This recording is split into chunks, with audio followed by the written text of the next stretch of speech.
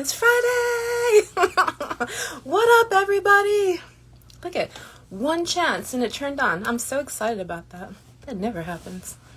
What up? What up? Let's see. Where are you at, Mr. G? Hi. Mr. G. There we go. Send a request. I just sent the request, so you should see it. I can't see you guys. I'm so blind. Hey, what's up? No way, dude. Did that actually happen in one chance? So that never happens. I know. Don't jinx it. Can you hear me though? Yeah, it's perfect. Can you hear me? Yes. Awesome.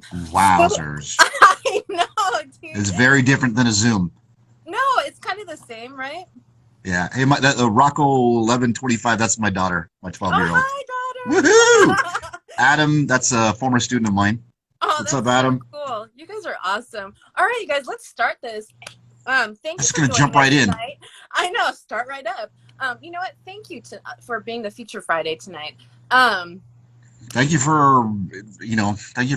I mean, we've had a couple conversations, so thank you. Well, first What's up, of all, Adam? you guys, my name is Tiffany. I am the founder and one of the hosts of Welding Women Syndicate, and Mr. G is in the house. Woo woo! And if you guys aren't familiar with who Mr. G is, he is Professor Garcia of the welding department over at Mount San Antonio College in Walnut, California. So thank you for joining us tonight.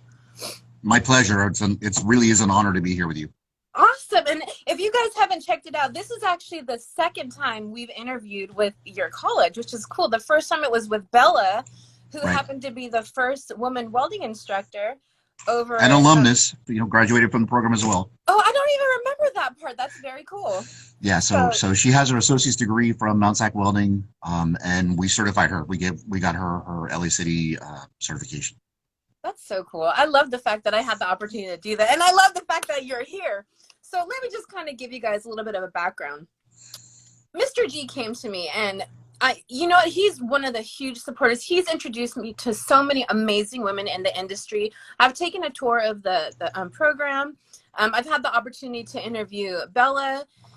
And he was like, he must have been tuning in one of the times. And he was talking about basically, how do we retain more women in the welding programs? And I was like, oh, let me interview you. You guys already know how it is. So we've gone, I think the last time we talked, it was for 3 hours. Do you realize we talked that long? I know it was at least 2. Yeah. It was a long time. I didn't realize. But it was a good conversation. Oh, no, absolutely. And these are things that we really, really need to talk about. I feel like it's going to be like, the discussions that aren't necessarily had when people are looking into getting into the welding industry, right? Right. It's more than just arcs and sparks. Yeah, that is the truth. Now, I was just looking at the last post that you posted up, and we were talking a lot about the double bias, which is interesting because you kind of opened up my eyes on a lot of that part. So let's jump into that. Like, what are we talking about when we're talking about the double bias? Okay, so my point, the thing, in our kind of preliminary conversation, Tiffany, there's obviously a bias that women feel coming into a welding program, right? And that in and of itself, that's hours and hours and hours and hours of conversation, and that's part of why I wanted to talk to you. I mean, for me as a department chair, for me as I've been teaching welding full time for 17 years. I've been here at Mt Sac for 14, going on 15 years, and wow. And it's an ongoing challenge for us to attract and retain female students. But the kind of the secondary bias that I wanted to talk with you, or just kind of bring to people's attention, is the overall bias in academia, in higher education, and in K through 12. Reading some of the comments in the posts that you put up and I put up, people are commenting that they're aware that the trades, the shop classes, they've been eviscerated. They're gone from junior high schools. They're gone from high schools. And in the conversation you and I had, with the push, I'd say in the last maybe 4 or 5 years, I've seen that the abbreviation, the acronym STEM, science, technology, Right. engineering, mathematics, and now I guess there's a STEAM. Right. Everybody thinks that technology has to be electronics, has to be computers, has to be coding. Right. But technology is, get your hands dirty. And that's Yes. kind of what I want to know. So that's what I want to talk about it with you is that for female students, seeking out the trades, just be aware that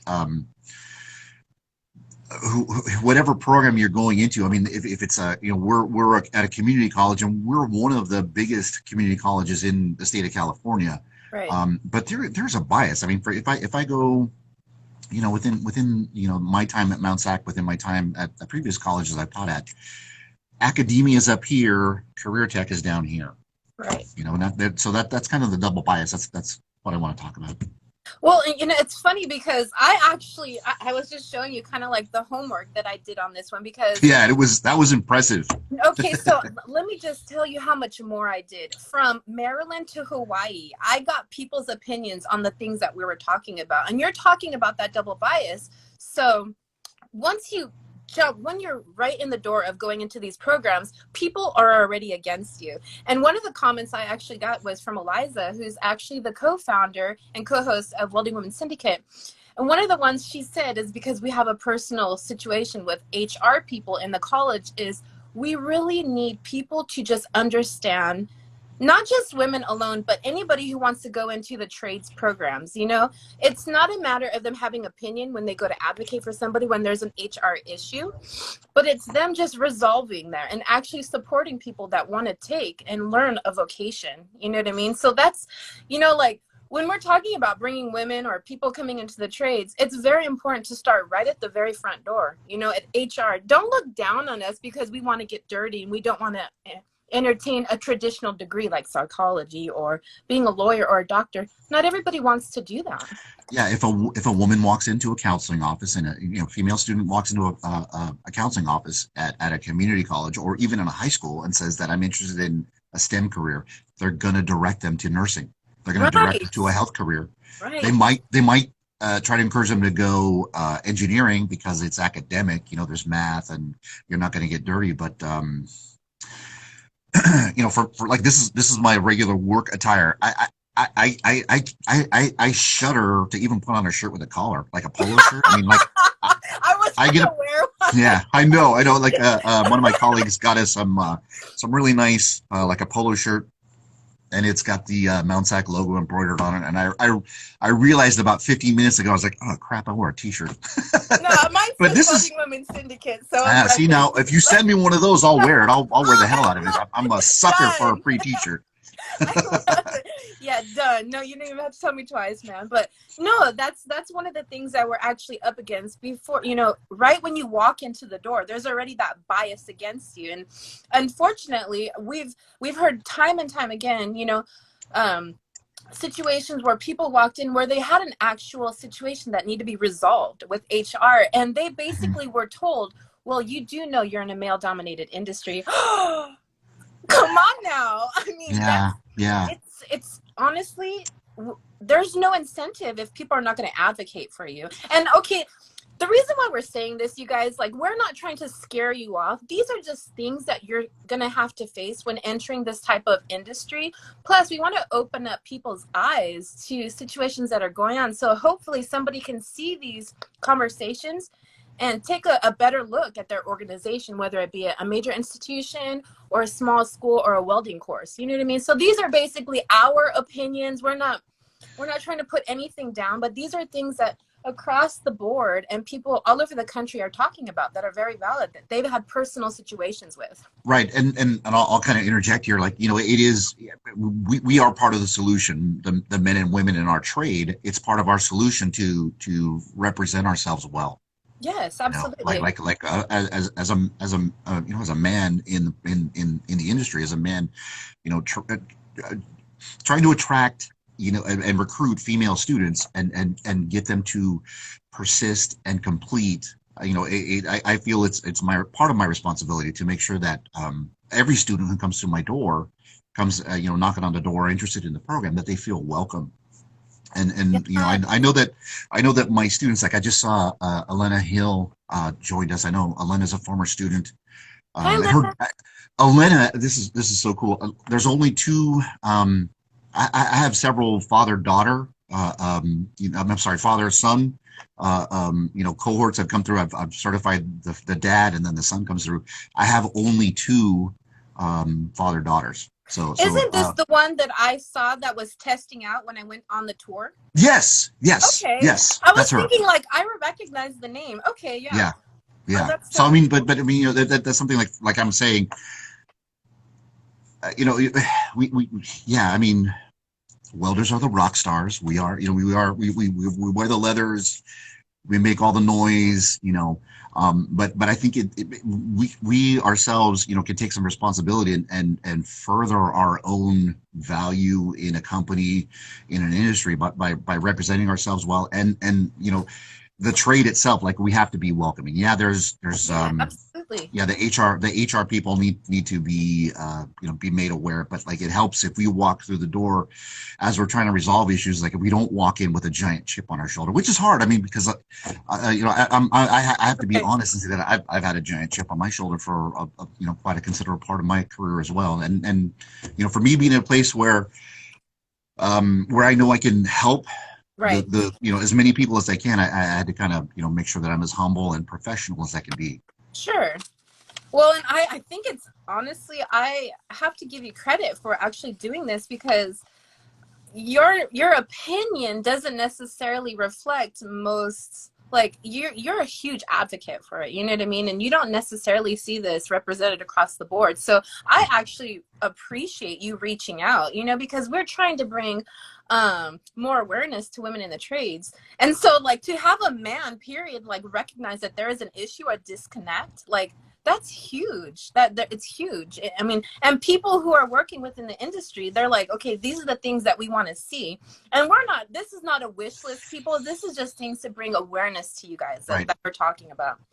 Right. I So, mean, and yeah, it is like the part of the solution is in our own hands, you know. sure. And so, like, I'm kind of advocating that we, as welders, we take responsibility for improving our own industry and our own image. You know, like you and I were having the conversation, like women in welding. Well, that must be flash dance, Oh God. or you know, it must be, you know, some other preconceived notion about what a woman, you know, what a woman who joins this field is all about. And I mean, you they know, can so be that too, but it's not always that glamorous, you guys.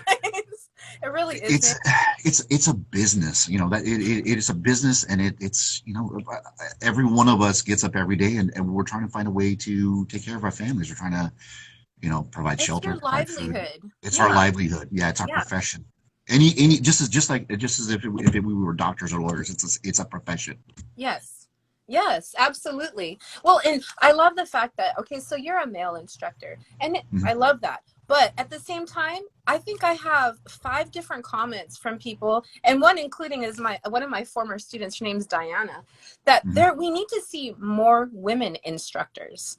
You know what I mean? So it actually just hits a little bit differently when it's a woman instructor. And not that we're going to give you special treatment, because everybody knows I'm not a nice instructor. I am not. Mhm. I'm very tough, but at the same time, you understand the rigors of being a woman in a male dominant industry.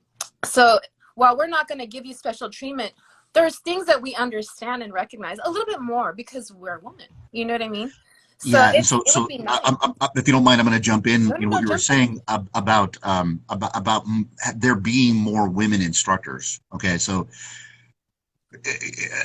like I think I was giving you the example. Like for me, I know that in the 15 or 16 years that I've been teaching, I have literally thousands of students who have come through the program. Right, so I have 8 instructors that work with me here.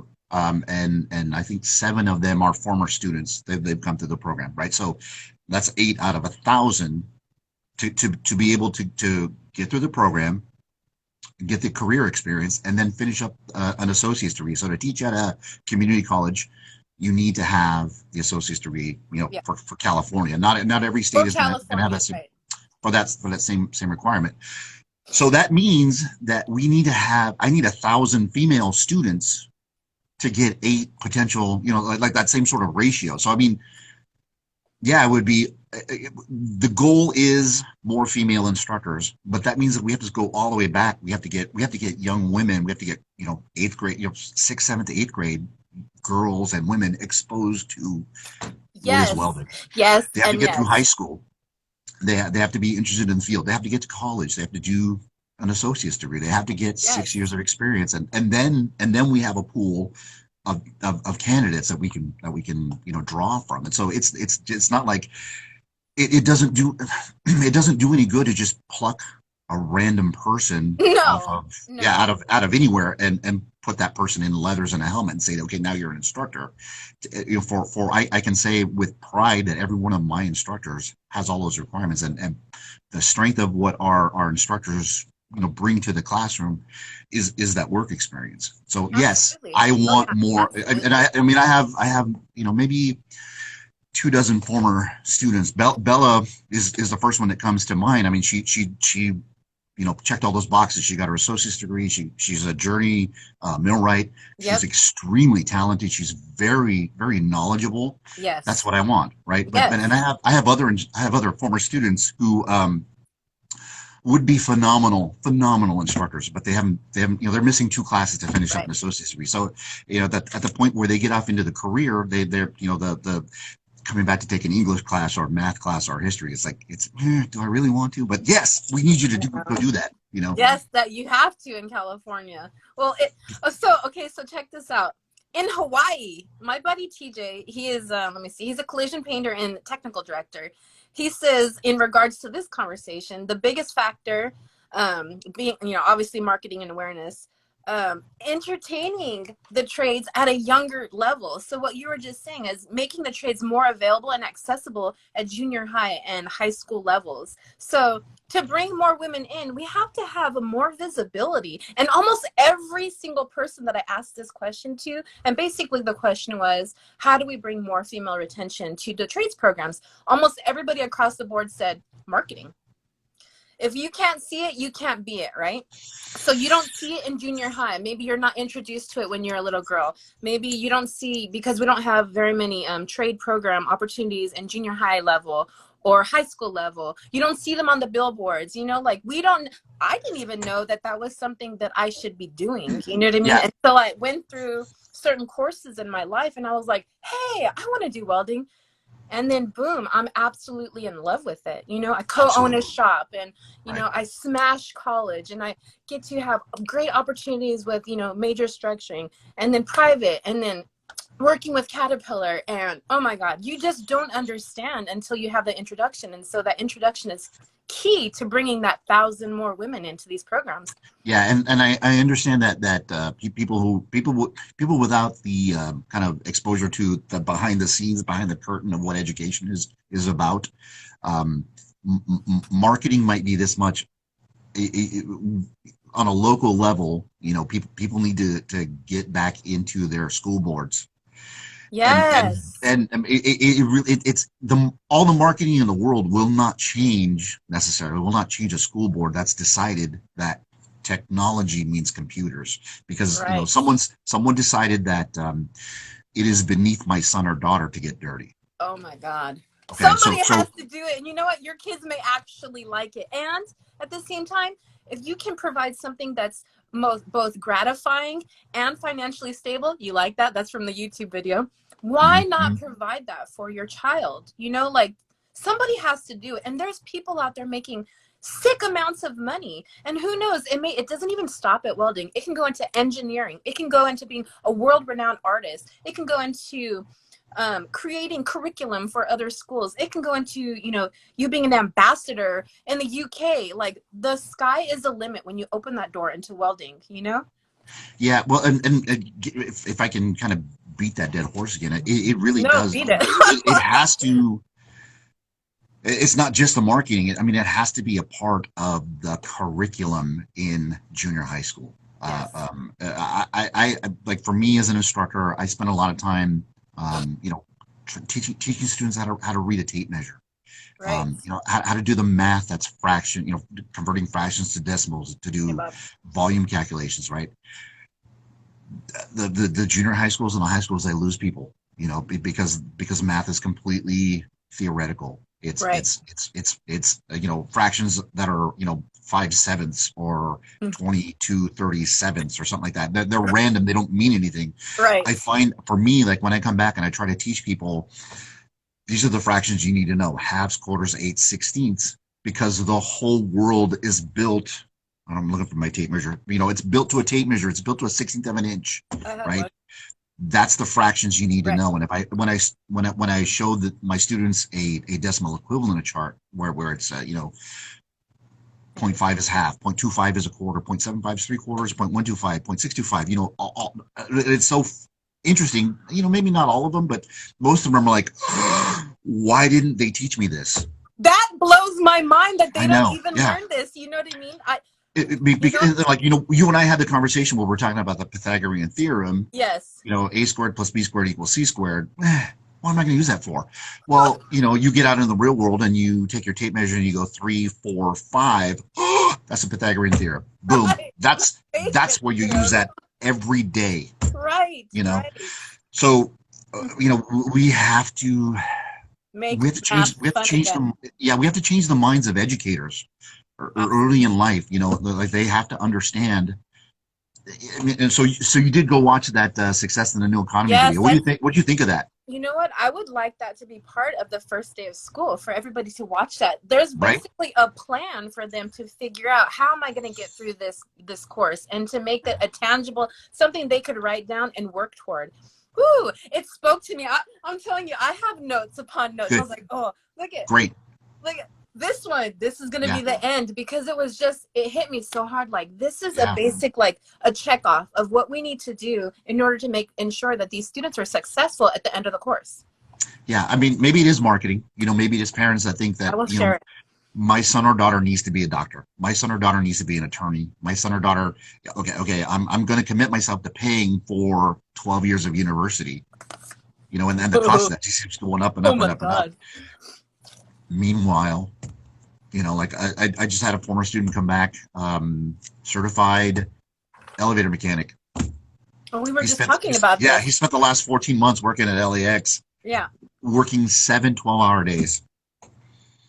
Okay, so do the math. That's 84 hours. Right. First 40 hours is your straight rate. Next 20 hours is time and a half. Everything above that's double time. Getting paid bank. That's lawyer money. Yeah, yes.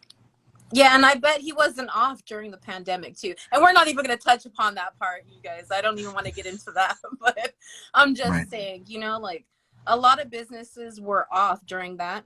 I'll touch upon it a little bit. But welders, still working. Just saying.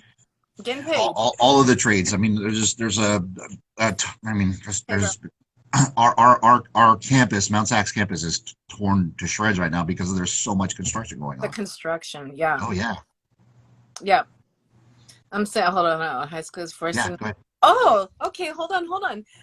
Teresa, a former teacher in Georgia for over 30 years, she was just talking about this. There was one that went hand in hand with this, taking vocational training out of high schools and forcing kids to go to traditional colleges. That's so true. We need to look more toward, yes, thank you. Not everybody wants to do that. Why not? And it was funny because they were talking about in that video. It's a video it's Kenneth Fleming, right? Or Kevin Fleming? Dr. Kevin Fleming. Kevin Fleming. I've lost touch with him. New economy. Success in the New Economy. Yes. So I'll share this with you guys at the end, so you guys can all check it out. But, that's what she's talking about. We need to put this back, and so they can determine what actually fits them. Maybe you're not fit to be a lawyer or a doctor, or you have you like to work with your hands more, or you're really good at fine detail, which is TIG welding, or you want to get dirty, or you want to like work with pipe welding, or you're more good with numbers, and so that's engineering. Like, come on, you guys, like there's so many avenues that you can take that welding provides. Just allow them the opportunity to get their hands dirty, and figure it out. The exposure to the trade, and then all of the sort of ancillary careers related to it, inspection. To work in a shop, a structural shop, and do the detailing, like to take a set of plans, and create from that plans a punch list of all the material, how it gets cut, how long it is, so that it can be, assembled and Cut shipped out to a list. site. Yeah, Yep. that person is invaluable. Yes. I talk to shop owners that like, who teaches detailing anymore? Everybody learns how to click the buttons on a computer. They have no idea. They have no idea what the hell AISC is, the American Institute of Steel Construction. AISC is the Bible of every beam size, every angle, every channel, and that's going to dictate how you cope one beam to another. They don't teach that in school. We cover that, but I mean, it's like having No, the secret decoder ring to understand what structural steel is all about. right. Bob Moffat, he says that you're a man after his own heart. Every 16th and an inch. Right? I didn't even, hi, Bob. I didn't even You know know what's this really about him. funny? A couple years ago, I went to I think I went up to Laney College to like a big convention or something. They had a big gathering of CTE instructors, and I walked in the room, and I told there was somebody that was there with me, and I told the person who was there with me, you know what? I can smell who's my people. Not physically, but like I can vibe, like I can pick up, like, Yes. even if that person's wearing a suit and a tie, Yes. I know who really knows their shit and who doesn't. I just like, Yes. and it, like, I trying to toot my own horn or something, but like, toot my own horn, like, I'll sit down and have a conversation with a PhD. I'll sit down and have a conversation with a two-strike felon. I don't care if that Neither do person I. is respectful. If Yeah. that person is respectful, if that person is involved in the trade or understands, and I've watched. And to me, that's one of the most beautiful things about first 3 weeks of a semester is watching all the different personality types come into my. Personalities. Yeah, Yes. the people who are quiet, the people who are extroverted, the people who may have been, varsity football or basketball or whatever, the people who are, involved in other activities. After 3 or 4 weeks, all of a sudden they all gel. And I think you and I have talked about this. This conversation we had where I don't understand. I can't think of another trade, another activity that can be more egalitarian and more equality based than welding, which you do behind a mask. It Yes. doesn't matter. It doesn't matter how intelligent you are. It doesn't matter how strong you are. It doesn't matter color of your skin. Any of those other things. You put a mask on, you melt the metal. And if The those integrity of that weld yeah, is going to bond you guys together right there. It has absolutely, nothing to do with how absolutely, you look, what you wear, it has no what college you went to. If that weld does not break, that's right, what unites you guys as a freaking welder right there. absolutely. Yes, absolutely. It is a religion. It's my religion. Mine too. I love that. Yeah, yeah, totally. Well, okay, so oh my God, I love that. It's true. The unity of welding. Oh my God, the whole community. That's my family. Like you guys are my family Right. more than probably my regular family. Because I'm obviously the crazy one for not pursuing a traditional like life and career and degree. And that's it's Why what it aren't you a is. nurse? No. I was supposed to Right. be either a lawyer or a psychologist. Hmm. So I went completely against the grain of what I'm supposed to be. And Right. I love it, and I'm not even accepted still, and like my Yeah. mom still to this day will be like, Loopy, that's my nickname, you guys, don't make fun of me. You're still doing that welding thing? Well, I mean, 10 years later, yeah, Mom. I'm pretty well And invested. You know what I mean? okay, so I mean, I'm a parent. I have a son. I have 4 daughters. I never wanted to. My wife and I each, I mean, agreed. Like we didn't want to put a label on them. You're going to be a doctor. You're going to be a lawyer. You're going to be an engineer. And you're going to I be love this or that. that or whatever. I just want them to be happy. I want them to find something that they're going to do that like they're excited to get up in the morning. They don't hate their lives, that they want to go do whatever it is that they're going to pursue, and that it pays the bills. Now, quickly kind of talk about, if you don't mind, that I think it was a demo that you were talking about, NDT. There was an NDT demo that you took your daughter with. Is that right? Okay, so there's a company down here in Southern California, Ace Clearwater Enterprises, Yeah. and they put on an event. Obviously not last year, but they put on an event that's National Manufacturing Day, so it's the first Friday of every October. I've known Kelly Johnson and Gary Johnson, the owners of the company, and they're very gracious and very supportive and they extend the invitation for me to bring my students there. So I take my TIG welding class down there so they can see what an aerospace company looks like, to see all the different facets. And Ace Clearwater is really a phenomenal company. They make just mind-bending stuff. They work with titanium, they work with Inconel, Yes. they do all they do a heat shield that goes on the exhaust of the Apache attack helicopter that completely defeats the infrared signature. It's a phenomenal. It's artistic when it's complete, right? So, That's cool. um, as my son got to be about 16, 17, I said, come along with me, and I took him and a couple of his buddies from his scout troop. Okay. My oldest daughter, who's now 21, when she turned 16, 17, I said, come along, you're coming with me. And then the last go around, I think I took I think I took my three of my four daughters and my son. And so my daughters get a chance to see kind of what my career is like, not only the teaching, but I was never a structural welder. I got into doing aerospace, manufacturing, and so I got a chance to show them that. And so my daughters got a chance to see all these things. And the thing that was really cool to me, what attracted them, was the inspection part of it. So we Yes. were hanging out and talking with, there was an older gentleman and a younger gentleman that do the physical measurements. They had calipers, they were on a granite surface plate, and they're showing the students how they mathematically measure all the dimensions of all the parts that they built.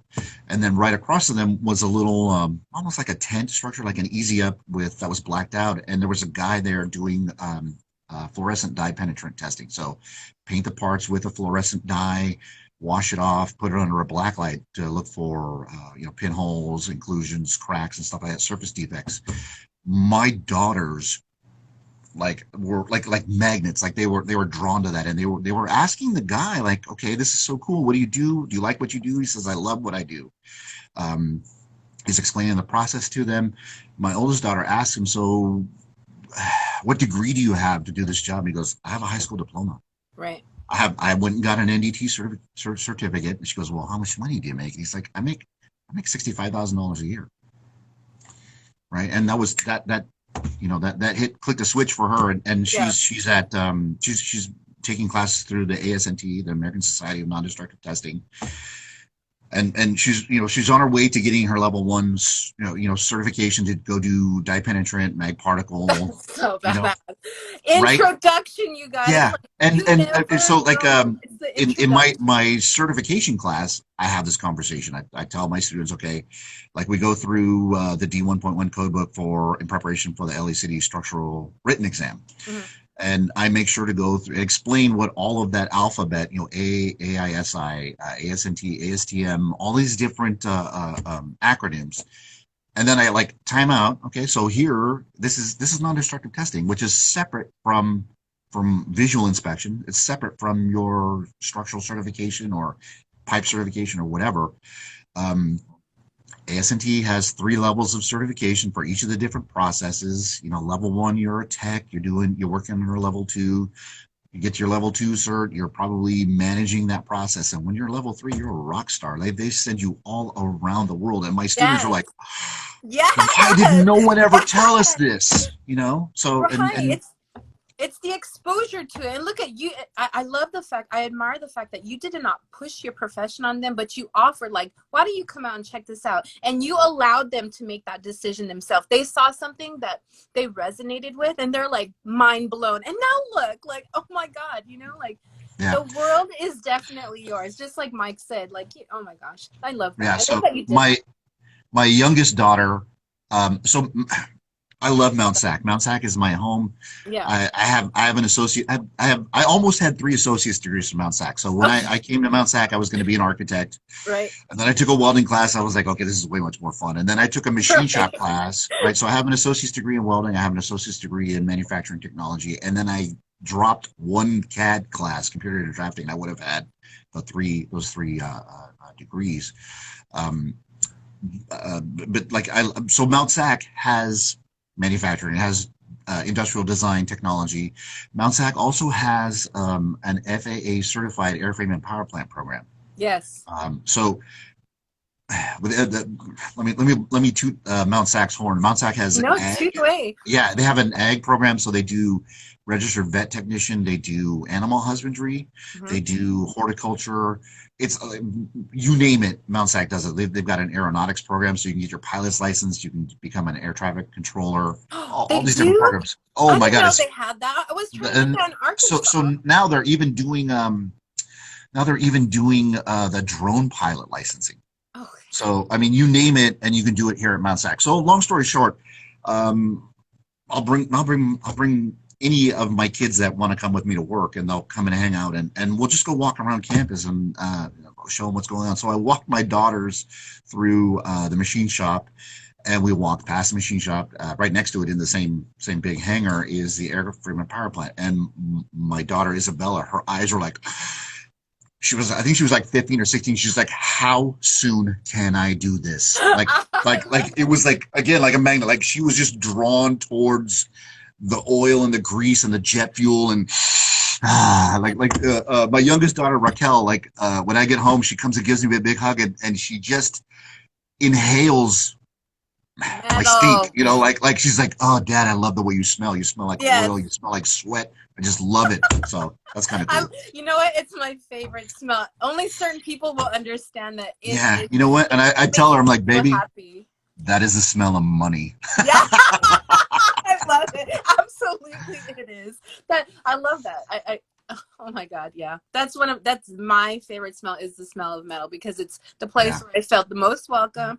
I've been most gratified, made the most money, just the most change, I love it. I love it. Like, I Yeah. don't care if it's mixed with sweat, oil, dirt, tears, I don't care. It's my favorite fucking smell, man. I love it. Love it, love it. Yeah. Yeah. And I like the days that early in the semester, we usually will go through oxyfuel cutting. So like all of my former students that are logged in, tell me that you love to cut with the torch, right? That is one of my favorite things to do. And I tell my students that when I'm having a bad day, if I'm frustrated, I'll throw a piece of plate, I'll throw a piece of beam up on some sawhorses, and I'll lay out stuff, and I'll just start cutting. And I cut all the coupons for their project and stuff. And like that is the most zen activity for me. And it is so, like, we were talking about it.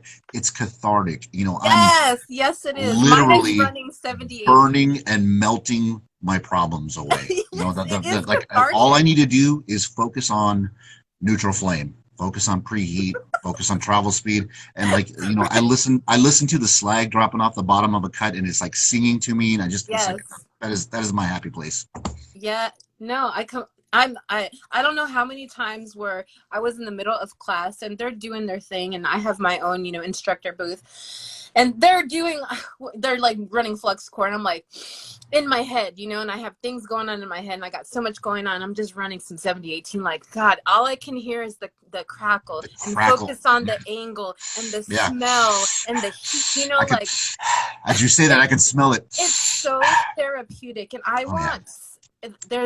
I've never had to take medicine for anything like that, but there's times where you're like, maybe there's a pill I should be able to take to cure the crazies or whatever. Go and weld. It will cure it all, you guys. Like, I promise you will find your process in the welding industry that'll just like cure and be so therapeutic for you. Lord help me if I can just articulate that to everybody. Yeah, the previous conversation you and I were having. For me, I realized the thing, like the basis, the ideology, the foundation of what welding is. We fix things and we put things together so they stay together, right? If somebody brings me something that's cracked and damaged, I can cut out the part that's damaged, or I can weld up. I can heal the part that's damaged, and so we're doing this with physical things. We're doing it with steel. We're doing it with aluminum. And then, I step back as an instructor, and I can see that I've done the same thing with some of the people that have come to the program. They had damage. They had they had Don't some start. We had a they good had some conversation on issue. this They one. have some yeah, where they're off track, and that the discipline that it takes, the focus that it takes, it carries over. Yeah. You know, people who are people who are welders, we're a little crazy, we're a little off, but you It's know, not crazy. we It's we don't know, but I mean, like we kind of run to our own, drummer, right? We follow our own rhythm. each to our own. That's definitely true. But you know, there may be, you know, we may be messy. I showed I sent you a little video of what my desk looks like right now. I can see like about 6 square inches of the surface of my But desk. there's consistency. I saw Yeah, it. there's a rhythm to it. I can reach out Yes. and dig under that pile and find the pencil I need, or my you know, my ruler or whatever, right? It's But I mean, controlled chaos, like it welding. is, but it is a discipline. It's a total discipline. You know, like Yeah. you know, going off on a tangent here, I you know, occasionally will pick up an episode of the Joe Rogan podcast, and I was fascinated to watch the interview he did with Mike Tyson, where Mike Tyson was talking about getting back in the ring and his process for training and just his mentality as a combatant, as a fighter. And I couldn't help but watch his story and think, you know, if Mike Tyson, when he was 14 or 13, if they had put a stinger in his hand, you know, he probably wouldn't have been heavyweight champion of the world, but like there would have been so much more order. And like to hear Right. what the way Customana, you know, kind of helped guide him, the discipline. Like Mike Tyson said something like, discipline is doing something you hate with the passion that it looks like you love it. Right? That's discipline. And like Interesting. I think about my students who are struggling to, you know, pass their certification place. I tell them, you know what, failure is part of the process. Yes, it is. Don't think that if you don't do this the first try that you're done. And No. even if you succeed the first try, you're not done. That card is not the finish line. That card says that you're ready to be Yes. tested Yes. every damn day. Every time you drop your Oh, and you hood. will be. Yeah, right. And so, I mean, it is a discipline that we instill in our students. Is a discipline that we carry with us, you know. Yeah. You So know, I'm I going even way like up on to a share. tangent there. I kind of know we're going to go on plenty of tangents, but I actually like to share like some of the, you know, more interesting moments when I was learning about welding. And I always tell them, when, especially when they get super frustrated when they're going through certification process, I always tell them, look, it took me 12 times before I even had the opportunity to show my plate to my instructor. And not because he told me, but because I knew, according to the parameter, that he wasn't even going to look at it. So why waste his time? So I tell him, I said, I'm not perfect, but I do know how to pivot when something is wrong. We're either going to redo it, we're going to cut it out, we're going to grind it out, we're going to re-weld. So this is what you're learning. It is part of the process, like you said, is failure. And I Yeah. had to fail 12 different times before I Right. actually passed my test. Right. Right. And And what I tell my students is, it's not perfection. no, It's not perfection. Failure is part of the process. It's consistency. You got to be yes, consistent. You got to do the same thing. You got to think about what you're doing. You got to, every time before you drop your hood, you should be able to visualize what this thing's going to look like. yes, And while you're welding, your eyes are just verifying that your hand is doing what you know it's supposed to be doing. yes. I mean, you don't pick that up in a semester. You don't No, pick that up in an absolutely. hour. You don't. And frequently, like some of my classes, they meet one day a week, or they meet 2 days a week, and so people are frustrated. They can't get the hang of aluminum, and I'll break it down. I'm like, look, you have literally just been welding aluminum for 2 hours. Right, You right. have been welding for 5 hours. I've been welding for 25 years, right?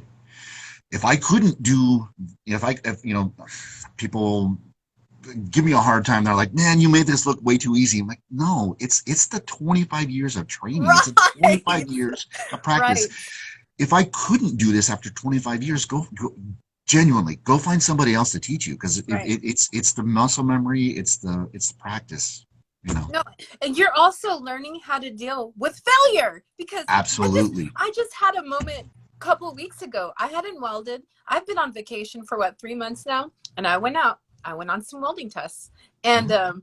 ha!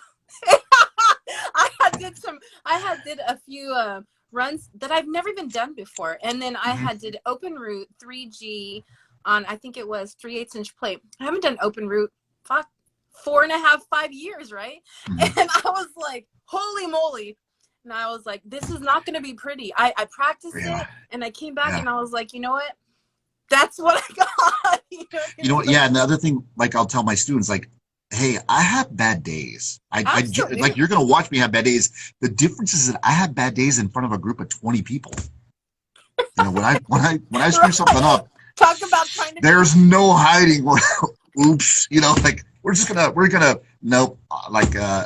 You know, Mr. Garcia, is that what it's supposed to look like? Right. No, And now it's it's like going to not. be on social media and you're going to have In to live fact, with it okay, so forever. I'm gonna see if I can reach over and grab this off my refrigerator. Uh-oh. This is when I realized that I needed to put a cheater lens in my MIG helmet. Uh-oh. Whoa. I Didn't see your line. I totally lost it. Like that part looks okay. I'm pretty happy with that. This, yeah. Shh, don't tell anybody, I right? But know. I I do the owned it. same thing. I do I the owned same it. You know, thing. it's on my refrigerator. Like it's a reminder. Hey, you know what? You're gonna get humbled every day. Be ready for it. You know, I made a video and I was actually just in one of those moments where I was just kind of like doing my own thing. The kids were working on something and I'm stick welding in my horizontal position, working on fillet weld. And literally it stuck. And I can't even tell you the last time I stuck a weld other than for demo purposes, just to show them that it will stick. And even when you're trying to do it, you can't do it. But it stuck and I'm recording it. And it's actually on my Instagram right now because I was like, look, I'm not too good that I don't have to like show everybody. It happens. We are human people, but it's how you adapt and pivot and just figure it out, you know? And Yeah. they're So like, they I'm think sorry. I'm, I scrolled through some comments and I see what's a cheater lens. So oh, a okay. cheater lens is a magnifier, and it's you know like the little 2x4 clear lens that goes on the outside. It goes on the inside, and they like I've got my readers, right? Yeah. So you can buy they're magnifiers. Who I is think that? everybody in the trade calls them Oh, cheaters. that's one of my former students. Right on. No, right on. You know. He might need it actually. Yeah, you know what? Like you know, while we've had the conversation. You tell your students, and I tell my students, make yourself comfortable, make Yes. yourself stable, and make sure you can see what the hell you're doing. You have a I mean, question in there from D Fresh 1962. He says, "How okay. long have you been welding?" And I know you talked Uh, about this in the beginning. okay. So I was exposed to welding when I was really, you know, maybe 12, 13. Oh wow. My grandfather had a trucking company up in Bakersfield, and he bought himself a little Lincoln AC buzz box, and he bought that Cool. machine specifically to fix his trailers and trucks. Self-taught, Yes. you know, he threw a helmet on me, and when I was about 17 or 18, I made a mess. I made two pieces stick together, right? And then, okay, so I'll tell you this. We were talking about college and university. Out of high school, I went to UCLA. I was at UCLA for 4 years. I was a political science major. Oh, So I have dropped out of some of the finest institutions of higher learning in Southern yeah, you did. California. So um, I bounced around. I wound up at Mount Sac, and I took my first official welding class in fall of 1993. Oh So wow. I think that's like 28 years. 6, 7, 8, 9. Yeah, because my daughter was born in '96 and she's Yeah, 25. yeah. That's so And cool. so I started and I got really interested in bicycles and mountain bikes, and that is, you know, I guess that's the illness, the itch that brought me into the weld shop. And it's still, I mean, I don't get a chance to, I don't have the time to, but I mean, that's after all these years, I'm like, as I'm planning, you know, my retirement in another 8 years, if I hit the lotto in the next 8 years, I'm going to disappear, and I'll reappear after a year with a whole bunch of different bicycles that I built. I mean, so bicycles are still something that intrigues me. But yeah, I mean, I took my first weld class officially in fall of 1993 here at Mount Sac. I'm gonna send you And some like, very so cool watch out. images. I'm going to tell you, you know, everybody who's watching and pay attention. And I tell this to my students. You know, I took that class that I took is what we call our Weld 40. It's Introduction to Welding. I kind of Yeah. describe it like a welding buffet class. You know, we oxyfuel weld, we oxyfuel braze, we cut with oxyfuel, we get into stick welding, we do a little bit of MIG, we do a little bit of TIG, we Yeah. do flux core, we plasma cut, we air cover and arc gouge. We kind of walk through It's all the the charcuterie processes. board of welding. There you go. There you go. That's better. I would say buffet, but charcuterie board is way Charcuterie classier. board. But I tell my students, be really careful. You take this class. I watch you. I got you. I One way or got you. another. The first step is you take your first class, and I watch. We start with oxyfuel. I watch them. I spend an hour or two telling them all the different ways that acetylene can blow up and hurt, right? Yep. Burn you and all this. How hot it is. And so the first few times, everybody's really tentative as they light the torch, Right. and then within an hour or two, they're like nothing, and then now they're focused on the puddle. It's And fire, man. Who doesn't want to play with that? I got you at that point. And I tell them, be careful. I came in and took the same class, and now I'm teaching, so just be careful. It is, like you say, it's addictive. It connects to something I would say probably, very primal in some of us, in most of us. Those, the majority of people, I don't know, I'm remembering Bella's story that, Bella was 2 classes away from graduating from Mount Sac with her associate's degree in sign language interpreting. Right. And she took Weld 40 on a lark, and now she's a millwright. Now she's instructing. Like, come on. Yeah. We love this. Right. Now, I want to go back. I'm going to circle back. I'm going to circle back because I have a comment. Her name's Jasmine. She's the owner of Stiletto's Garage. She's out of Georgia. Okay. And we're talking about, what was that? Cool. Oh, okay. So she was talking about offering more internship and apprentice type jobs out of graduate, for graduates. We're talking about like retaining women. So I think one of the things that I know we're circling way back, you guys, but no, it's okay. Yeah, it's okay. I mean, I'm okay with it. All over the place. Yeah. So we're talking about like retention or bringing them back. Well, one of the things I'm sure you've noticed too is that actually employing people once they finish these courses. Now, these courses aren't the end all to your career. Sometimes it's the determining factor of which niche welding you want to go into, and if you want to further it or get some type of, entry-level job or apprenticeship. Do you think that, I know this is like the wish list of, I wish this would happen. Schools affording the opportunity to come back to do a paid apprenticeship to help with the welding program, so that there's some type of like experience. They're all familiar with the curriculum or coming back and doing something, like. You mean coming back to teach or coming or getting work experience in the field? Like apprenticeship as a teacher? Not necessarily teaching, but as like a helper or, like I had a couple students when I was going to school at ATU in Arkansas, that they would come back and actually be the helper for the instructor because we had such a huge class and they would do this. And I don't even know if they were getting paid or if it was just like a side thing with the instructor, but because there was so much going on, because we had a fabrication class going, we had structural going, we had TIG going, it was so much in just one instructor that he would ask them to come back and he would like, the student would come and show basically, the parameters of, the machines, the beginning like of a teacher's TIG. assistant or something. An assistant, yeah. So there's some experience because that would be great. That would be great. I mean, but I think it depends on every college and sure. There's I hate to say it, but there's like probably HR, rules and stuff, but yeah, I mean, that would be great. That would be great. We're talking about, no, totally. Like, I mean, we have to. World, this is something that we would like, because you got to put it on the wish list. Yeah, it'll never happen if it's not spoken, if it's not, put out there somehow. Well, and that's part of the whole retention thing is we want to know that we're being advocated for when we're entering these programs, that there's potential afterwards and, a safe spot. So one of the things too is actually being employable afterwards, so that's some job experience. You're working with people who are in the field, basically. You're working with the machines, you're taking direction, you're multitasking, so you're getting some life experience. I mean, you're not necessarily out on, a structure welding, or you're not, on the field pipe welding, or, it's different, but there's some experience instead of just throwing you out into the world. Because she was talking about the opportunity that she had through her program, and it was an automotive program. But she was given the opportunity to do an apprenticeship, and I did well. I did a paid apprenticeship through Airgas while I was going to college, and it was like, I mean, I was in the full shop. I wasn't working with students, and but something where they're inviting. Is that you? Are you freezing or am I freezing?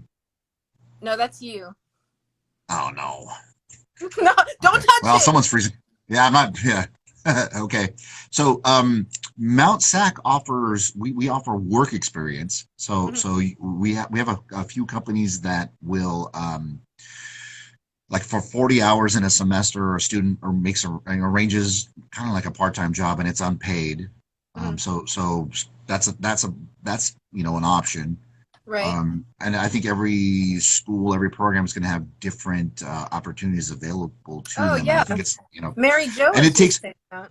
it takes a lot of different. I mean, it's the instructor necessarily wears a lot of hats. Very Sure. few instructors do just teaching, right? So Right. there's Mount Sac is fortunate that we have a career placement office and we have people who are job developers. And actually, I mean, we have two of them. We have a credit side for credit students who are looking for employment, and we have a non-credit job developer as well through our non School of Continuing Education. So Well, we, that's we try to cool. avail ourselves and both of those avenues for our students. Yeah. And then we'll try. So unofficially, I have a lot of my students that'll come back and just visit and talk. Like Edson Herrera, I saw him pop up here. I don't know if he's still logged in. Oh, that's cool that he's in. He's firing a whole welding. He's a pipe welder. He came through and got certified for structure, and then he went on his own because we've never done like an official pipe certification program. We have a class that kind of teaches the basics, but we don't do pipe certification. So Right. Edson went out on his own, and he's a rig welder. I mean, he works throughout Southern California. Yeah. He's a very, very, very impressive young man. Um, I had him come back and he rolled his rig up to our back gate. He set it up and he did a couple of demos That's cool. I've and had I that. answered some questions. I've had Yeah, that. I think, well, yeah. it's important. Like, I know what I try to do is just use my industry like relationships. And if we Mhm. didn't offer it, I would ask them just like that. Rolled right up to the back door, did a full on demo and questions, and talked about, the financing of the truck to how he got his work. He fully welded out pipe for them. He showed them the remote, like any questions that they had. Gosh, he Yeah. was there for like 4 hours, and that's because we didn't have a pipe welding program as well.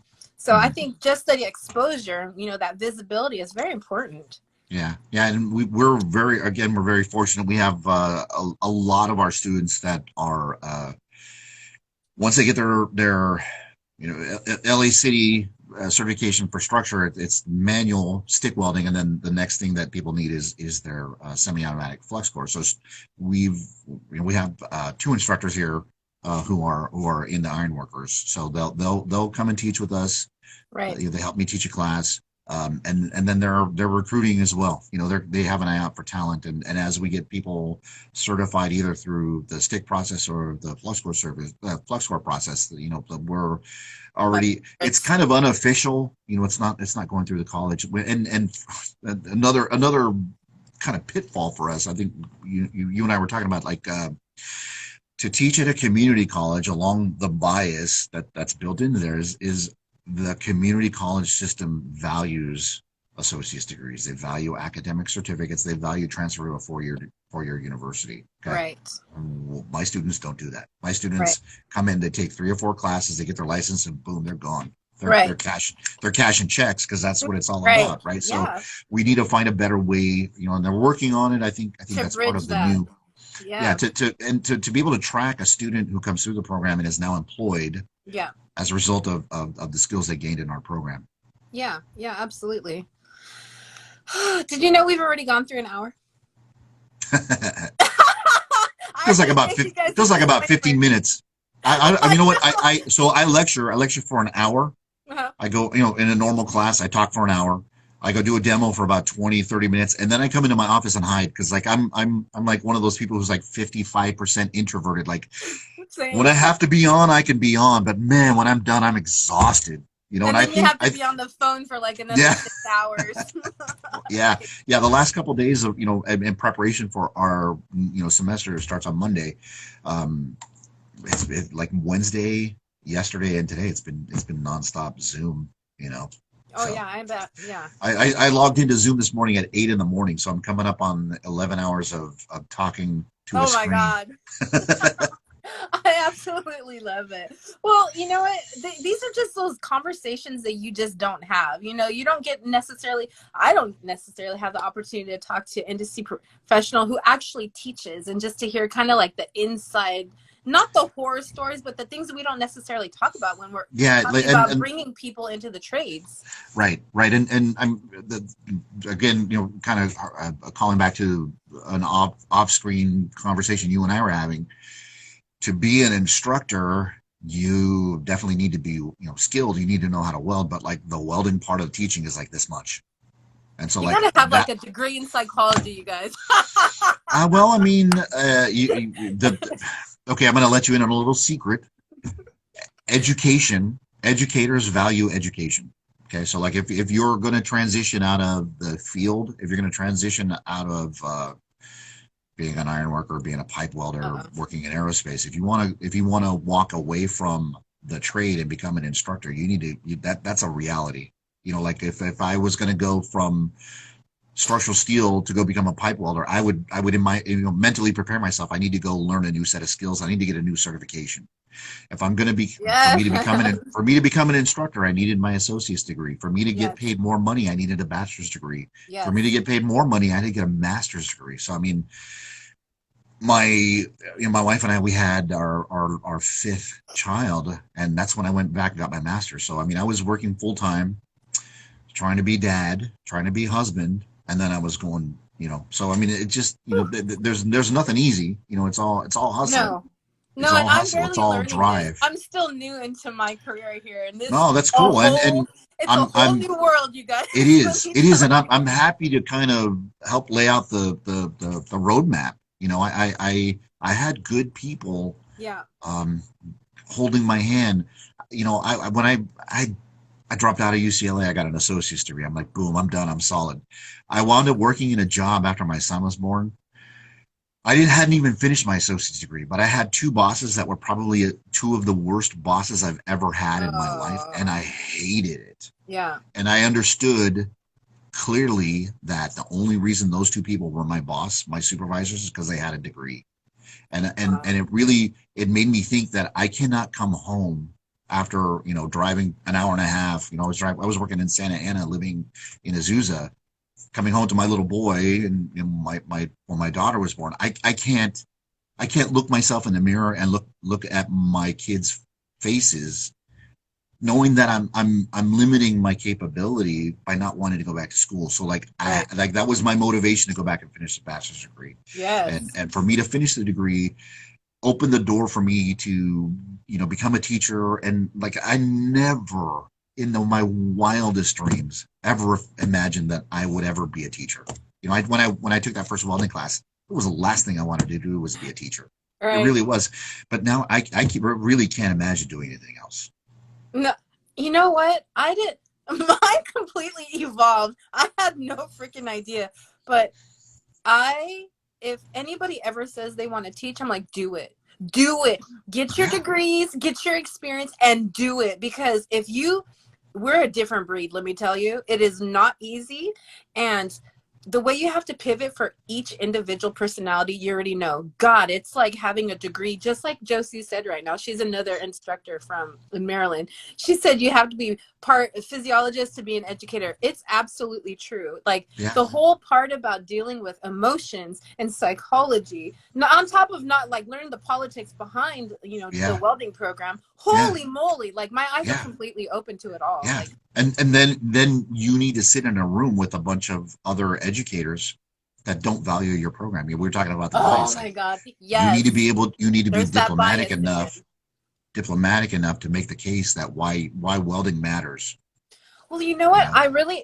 That part, I think because I've had such an awful introduction in my career, right? Mhm. That I am so adamant, not even adamant, so passionate about like making sure that people have quality education and someone who could relate to them on so many different levels. I don't have that issue. You know what I mean? Like, when you hear me talk about how much I love welding, you're going to want to do it. You know, you absolutely do. Just like when you hear you talk about it, because you're very, I mean, you wouldn't stay in the profession that long if you did not love it. You know what I mean? Like, it's Yeah. not easy. It's Yeah. true. And I mean, yeah, I mean, I'm not going to get any awards for what I do. I mean, I'm not going to, Maybe not a no, physical reward, but you no, have well, I mean, people like, I mean, thanking you all the time.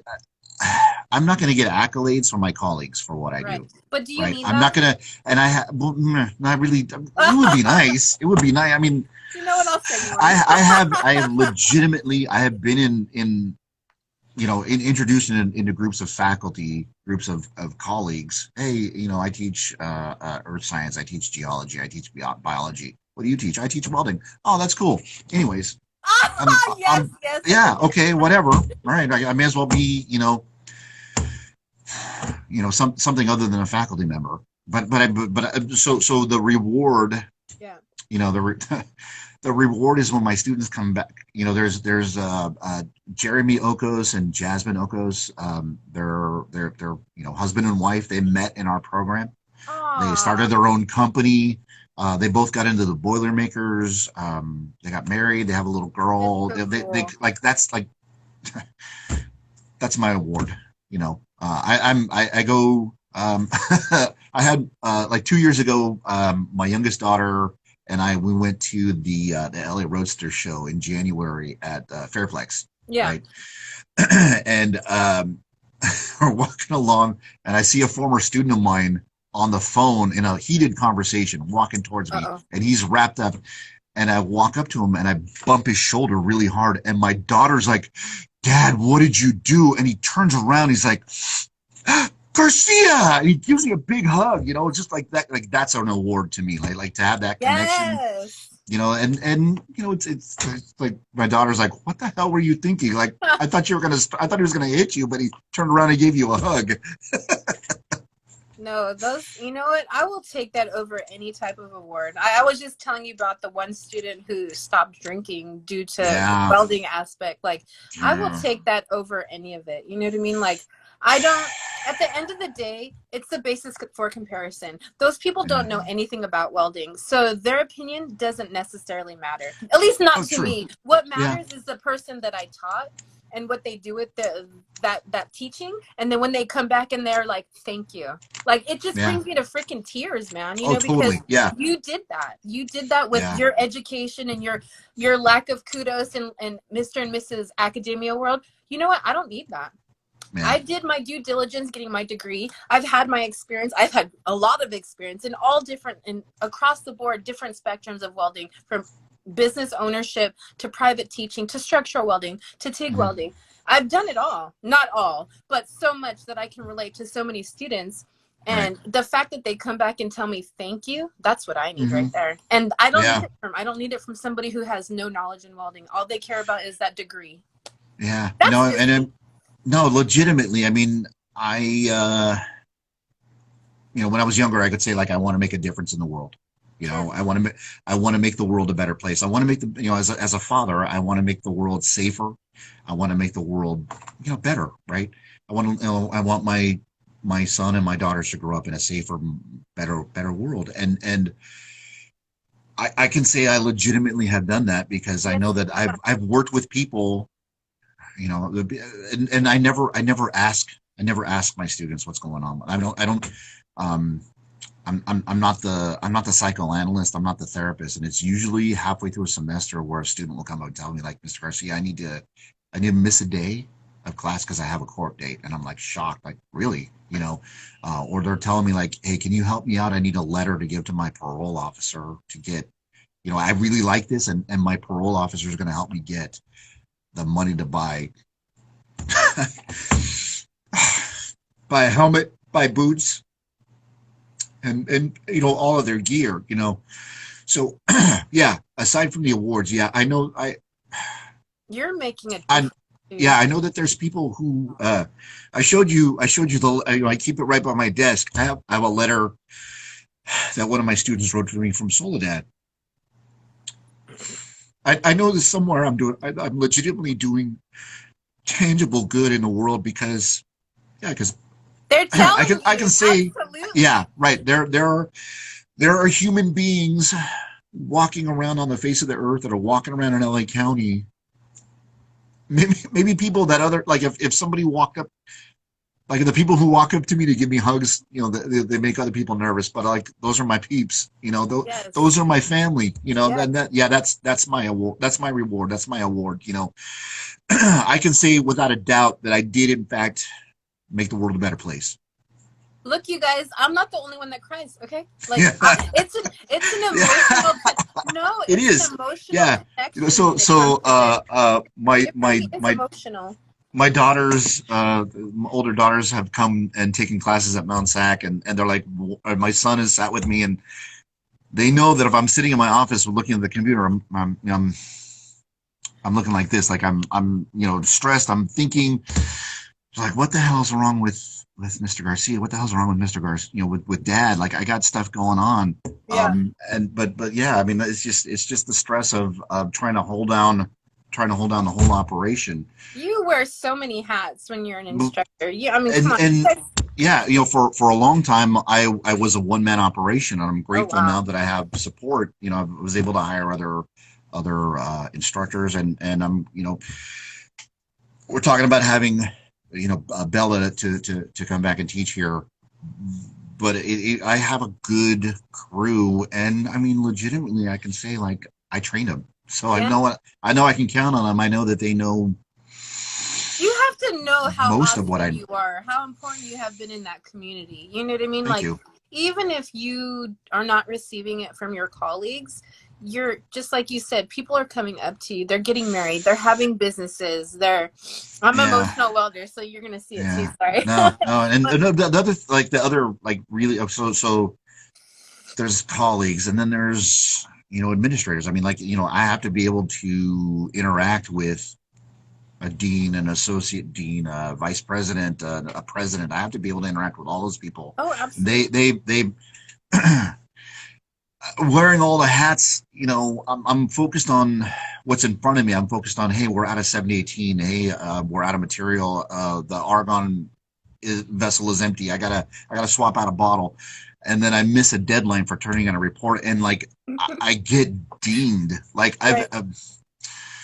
yeah, I've been really depressed in the past, where the end of the year I get my evaluation, and it's like, well, you need improvement.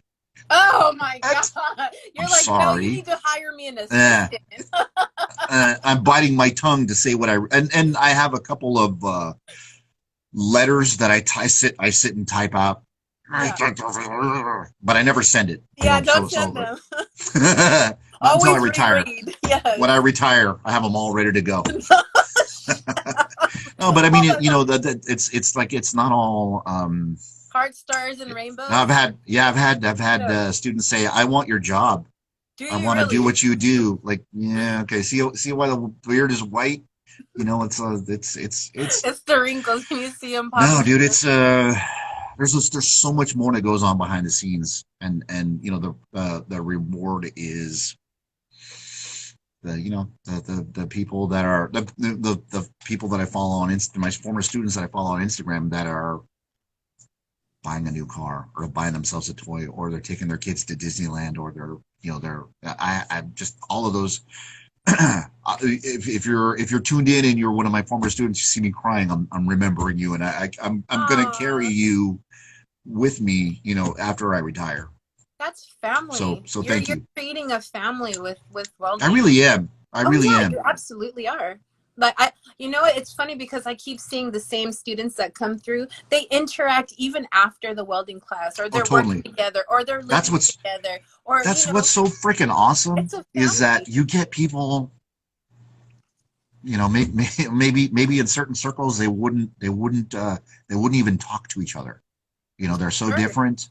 Yeah. And I love to That's the see my syndicate. veterans, like my veterans, my Marine Corps, Navy, Air Force, Army, Coast Guard, all the veterans who come through on their GI Bill. Yes.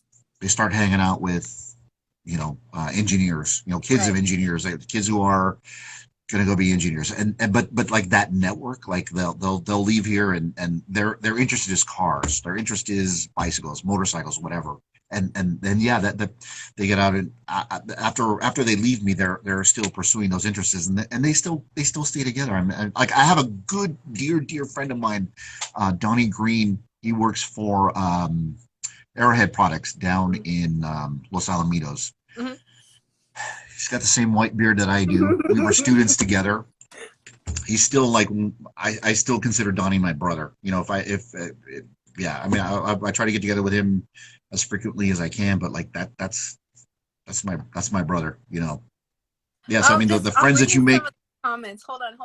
Josie Wells says, MLK said it best, the greatest among you shall be your servant. We do what we do out of love for humanity and our desire to help. That is a welding instructor.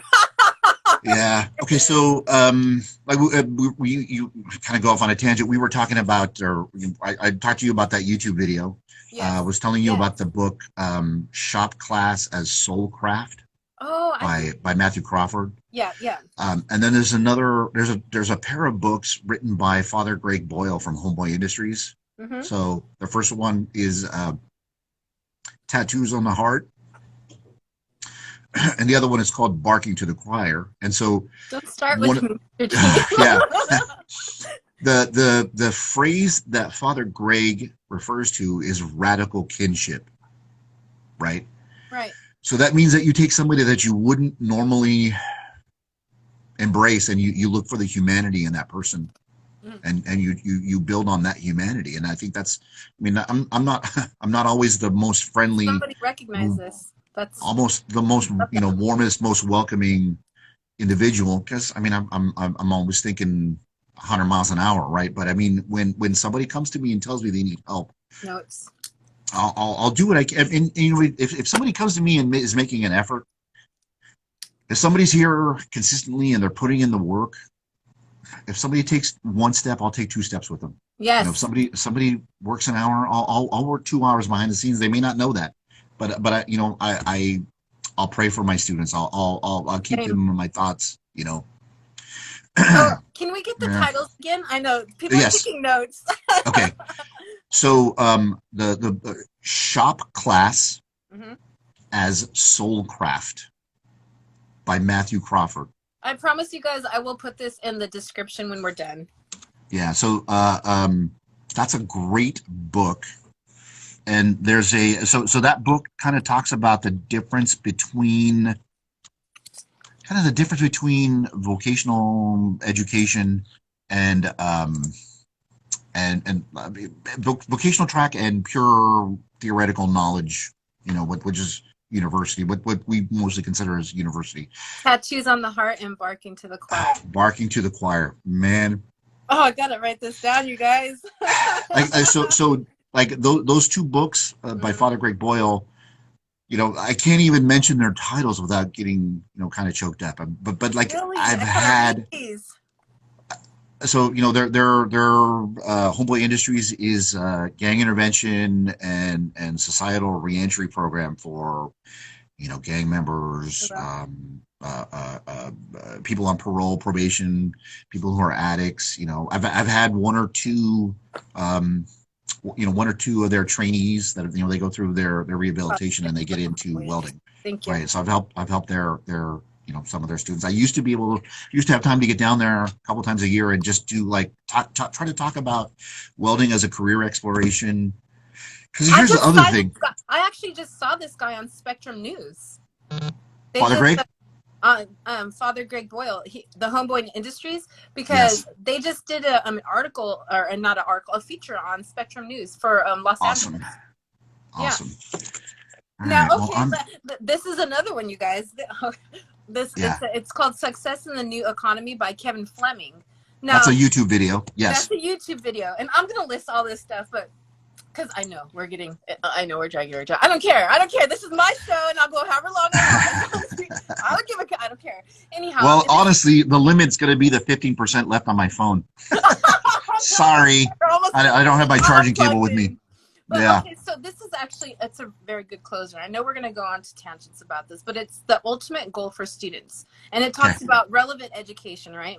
And what it says, it's to secure a well-paid career where they can both be fulfilled and competitive in today's fierce job market. And this is the things that they need: rigorous general education, right? Good education, applied technical skills, industry recognized certifications, and specific prep for employment.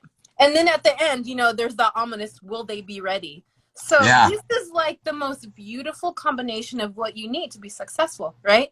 So now when we're talking about like the skills gap and like the gap in like quality education, that's it right there. It's like a check, check, check, check. Yeah. So when Yeah. you're talking about, you show this to your students, correct?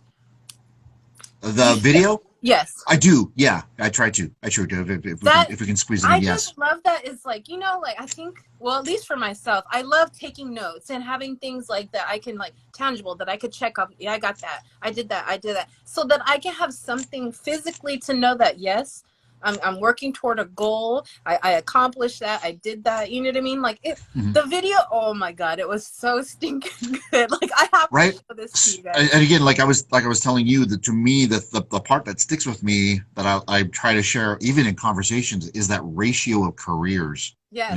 It's 1 to 2 to 5. Right. So you pick an industry segment. You pick like medicine, automotive, engineering.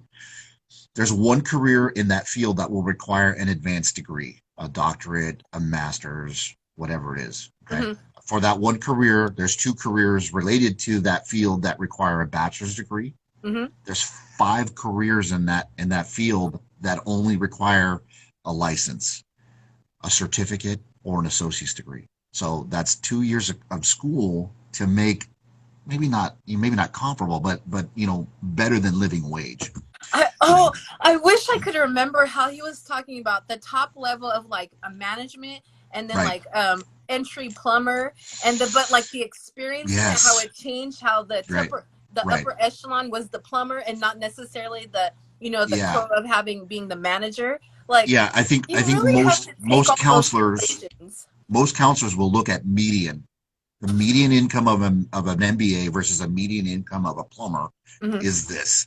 But if you're a horrible manager, you might be making this. And right. if you're a really good plumber, you could be making this. I have plumber right? friends that are making bank.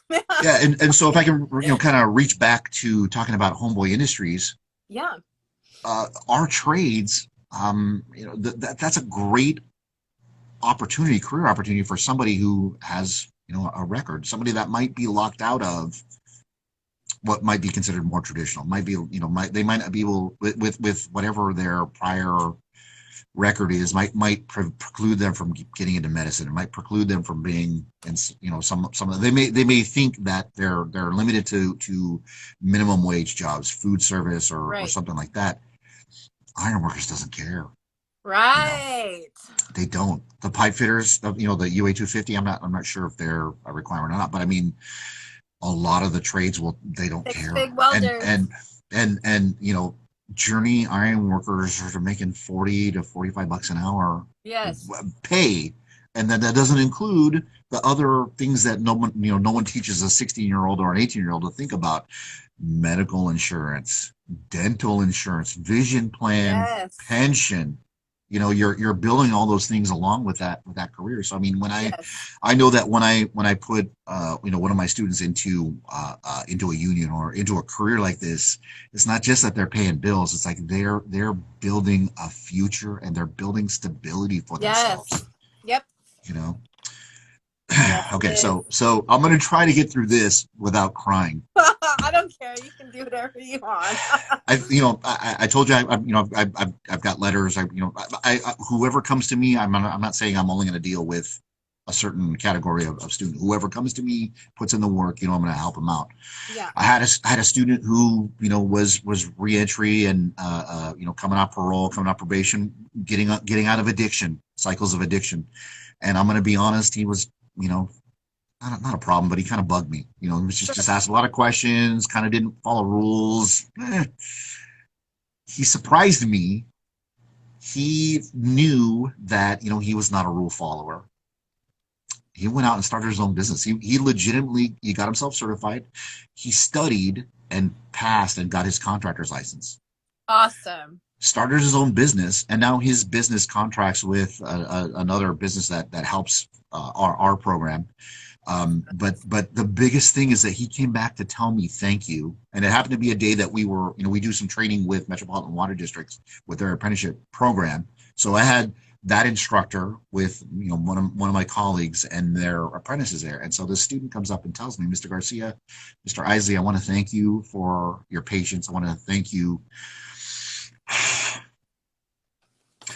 He told me, I got my kids back. I got my kids back out of foster care. You were such a pain in the ass. I didn't realize that. I mean, that like you were gonna drop that on me. Like that was like of all the things that I can say that I did good. I had a little piece to play in helping that and helping provide some stability in that situation. You know what? I think that I don't know what your background is, but I think that was like one of the biggest lures becoming an instructor is being able to be around all the different personalities. Oh yeah. Honestly, I mean, I had those issues when I was younger. And so when I see, like you were talking about erratic personalities, I recognize that. And I know how to do it because that was me, 20 years ago or 25 years ago. Those are, and I love especially working with them because the fact that they actually take that initiative to go into these programs to better themselves, you recognize that. And I've had it many times where, they came to me and they're like, this is a troubled student or this is whatever the situation is. I was like, that's not a problem for me. I recognize it because I've been there. So I don't mean to step on you, but I'm going to interject this before I forget that my wife and I, we homeschooled our kids. We weren't in, the traditional K through 12 system for our kids as parents. And so reading up on, some training that I did recently, I read about the school to prison pipeline that there's so many schools with, like a resource officer, and they're trying to prevent kids from, going down the wrong path. But these at-risk youth, they get flagged early on. And it's almost like they're thumbprinted and dragged off into incarceration. So you're talking about these erratic personalities. We wasted 10 years of that kid's life. We wasted 15 years, 20 years of that kid's life. If the career technical program was there, like that erratic, we're talking about being able to instill some order and some discipline. And some which is 100% welding. Well, I mean, if it's mechanics, if it's sheet metal, if it's woodworking, if it's whatever it is, if it's welding, whatever is, that discipline, that order, we wasted that kid's life. But and so now they're coming back to our programs. They're looking for us at 25. They're finding us at 35. They're finding us at 40 after they've done 5, 10, 15, 20 years. When if that was available to them, hey, here's a tape. Here's a tape measure. Cut this piece of wood, cut this piece of metal, stick it together. And so we're talking about the zen of what it is to weld.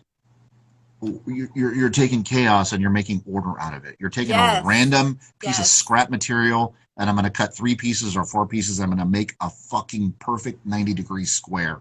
You would be surprised how many people resonate with that. Oh yeah, it is literally taking control and creating structure and order out of chaos. And that's I'm happy to do it with a 20-year-old. I'm happy to do it with a 30-year-old. I'm happy to do it with a 50-year-old. But damn it, I mean, if that kid had access to these things when they were 12, and it would have kept them, that goes back to the very beginning of this conversation. Is accessibility and visibility. If it was there at their younger years, maybe they wouldn't have had to go through all the trauma. But everybody says I want the best for my kid, and that's gotta be doctor, lawyer, or university. It's Right. not university. It's not. No, what you're doing is you're incurring how many years of debt into those children, and how long before you actually get a return on that investment. My And God, especially in years of frustration because those kids, they don't want to sit still. no, no, They I don't don't want want to to sit sit still. still. They Shit. want to pound on something. They want to make some noise. They want to, Burn something. and we're I mean the message is that you don't fit, you know. Hey, did you read that? Neek No. 182, 30 years Ah, old after getting out of the Navy with no direction of where to go. Luckily, I landed at Mount Sac Welding. that's Hell my former yeah. student. That's my former student. That's What's so up, Nick? cool. I Yeah. love it. Yeah. You have the Those are coolest students too. those are my peeps. Those are my peeps. Don't sit still. Yeah, no, welders don't sit still. No. Yeah. No, this is, yeah. And we don't keep very tidy offices either. Well, I'm usually fairly tidy, but if you look at my truck, it's full of like tools and metal, and I still have a sculpture for my students. They made me a dragon. It's in the back of my truck. I have like Nice. plate of sheet metal, and like my whole back seat is like my mobile, office Storage. tools. Oh yeah. Right. Right. Extra jackets, extra. Right, like, and the awesome thing is glasses. like somebody's gonna break into your car and be like, "Ooh, this person's got problems. Never mind, we're gonna." They're probably not going to steal a damn thing. Right. I would be devastated if they did. I have huge pliers in there. Oh yeah. To me, that stuff's valuable. Okay. Oh my goodness. I love this conversation. Thank you for the opportunity. Thank you for the opportunity. We're gonna have to do a follow up because I know there's so much stuff I want to talk Yeah, about. yeah. I mean, we didn't really get into. I mean, we had talked about doing kind of more nuts and bolts, and I'm genuinely grateful to to hear like what are we doing right at Mt Sac Welding, and what can we do better, and how do we improve? I mean, it's a constant improvement. Well, you know what? And I told you, like, you guys are like in the great, and I'll do this quickly. You guys already set up so great. Like when it comes to diversity inclusion, you completely see that when you go through your program. Because of course I did my normal stalking, right? Nice. So, thank you. But the only thing I do see is accessibility. Like, the website is not necessarily user friendly, right? And then sorry, Mr. that's G. me. Sorry. I'm like you want me to weld and be a webmaster? Nah, that's not me. Look at the difficulty. I mean, we were crossing our fingers that I could get the phone to work to get logged in for the live. I asked. Yeah, I remember. I behind the scenes, I asked Tiffany, like, okay, what polarity do I set my phone?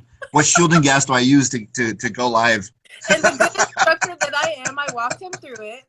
Yes, hold my hand, I have please. full faith that you can do it. But that's what it comes down to, is the accessibility and being more visible. So like, just in terms of like having more people visible, more women on your page, more women welding. We need welding pictures, Mr. Okay, so I'm gonna be really honest with you. I'm horrible at taking pictures of my classes, and like, you don't necessarily have to do it though. I imagine your students should be doing this, and if you just utilize that hashtag. Yeah, I think we got to do that better. And then like we can't just take pictures and post them. Like I need to do a release of I need to get permission to post their pictures. Like frequently I'll post a picture of somebody with a mask on, because then like I don't know who that is. I have plausible deniability. But yeah, we need to get way better at that. And hopefully we'll talk more about that. Well, I mean, for me personally, as in my role here at Mount Sac, I'm ready to step down as department chair. I'm ready to let somebody else do all the worrying, and then maybe this is something that I can focus on. I would really like to as we had to adapt to COVID, like we had to come up with different ways. We're trying to we're still, I mean, we made it through a year of COVID teaching in person, but like we need to videotape our demos, and I think that would be a really powerful. Is important. Yeah. Oh my God. Look, I'm a welder. I can barely work a camera. Like, you want me to be a videographer and all this other stuff? You know me. Like, I am running tips and tricks on my page almost every day. Well, yeah. I mean, I'm gonna have to have you hold my hand. I'm gonna have some 19-year-old teach me how to. Yeah. No, it's really easy. You just do this and push this button and you pull this app know and put this filter. Yeah, I whatever. don't even think about it sometimes. I don't even use an auto dark helmet. My helmet's a fixed lens, so that's where I'm at. I tried to explain this to one of my buddies the other day. I made him one of those reels, and I go, Hmm. "This is what you want to do," and I'm gonna do this, and I was like, "Never mind, I'll just do it for Yeah. you." Yeah. Okay, now in all fairness, I went to school for this. You know what I mean? So it Okay. comes a little bit easier, and I constantly am trying to improve on the media aspect. So that's just something I've evolved with over the years. It's not. I don't think about. I'm like, it's super easy. Click this, do that, edit that, do this, and Yeah. I don't think about it until you have to walk Yeah. through the steps. Never mind. Yeah. I'll do it. Well, TIG welding aluminum is really easy. TIG welding stainless is super easy. You can do it. Just think of it as a process that you're going to learn, because it's that part. Because if you want to resonate with the younger generation, just why we're talking about visibility. Maybe I don't. Maybe I don't want to resonate with you. Yes, you do. Yes, you do. Reels are life, man. Why doesn't the younger generation resonate with me? Just kidding. We are. We're all crying now. I love it. I love it. But this is a whole other conversation. But you guys, you're doing great like that. Just more pictures with women so they can see it. I think that would be like my only thing that I've seen. But you have a great following. You have your students are all on here. I know they're all talking shit now. Nice. Good. I love that. Okay, so that's I'm gonna tell you, the student that I ran into at the car show. Mm-hmm. Just he gave me the perfect quote. You can put this on my tombstone when I die. He came in late to a lecture. We were doing a blueprint class, and we were doing the sketching project. And he comes in late, and he has to borrow a pen or whatever. And he's trying to get started, and he looks up at this. I had a block of some different pieces tacked together that I wanted them to sketch. Like for doing a shop drawing. Yeah. And he looks at it, and he looks at me. He's like, what is this that I'm drawing? Why am I drawing this? And so I very sarcastically, I'm like, well, this symbolizes man's cruelty to mankind in the modern world. Very sarcastically, and he looks at me and he goes, you are such a dick. But I love you though. In front of almost at the top of his lungs, he goes, you're such a dick. I love you though. It was didn't skip a beat. I was like, okay, marker drop. I'm done. Put that is gonna just sort of encapsulate my entire career. That's a welder. Mr. Garcia. He was such a dick, but I love him though. I love him. I love it. Oh no, I love that. You know what? That's just a part of the breed right there. It is what it is. Mm. You have to be it's got to have a thick skin in this industry, definitely. Amen. All right. I know. I'm gonna wrap it up, you guys. I know. Yeah, I'm afraid my phone's gonna die on me. No. We are gonna do a part 2, and it'll be we'll get into that whole aspect of visibility and social media and marketing a little bit more. But are you able to capture comments? So out of the comments, I don't see them all. If you can get questions. Okay. Well, if whoever's commented, if you have questions, things that you need to have answered, please reach out. Message me at Mt Sac Welding. I haven't our Instagram any, questions like that. Okay. But if this is going to be, the video is going to be always available. So when people, thank you, no problem. Thank you for attending our TED Talk. I always say that. You got the point. But this is not going to be the end. We're going to be having another one of these, just because I love the fact that you advocate not only for women but for people in the trades period. So I appreciate it, and I appreciate you guys tuning in. And we will. Thank you. I promise. But thank you for all of the Mt Sac Welding students who tuned in. Thank you. I appreciate your feedback. I promise. There's going to be a part 2 to this, you guys. So I'm ready. All right. I'm gonna let you go on that, and thank you guys for tuning in tonight. And I will talk to you soon. Have a good weekend. All right, you too. All righty. Bye. Bye-bye.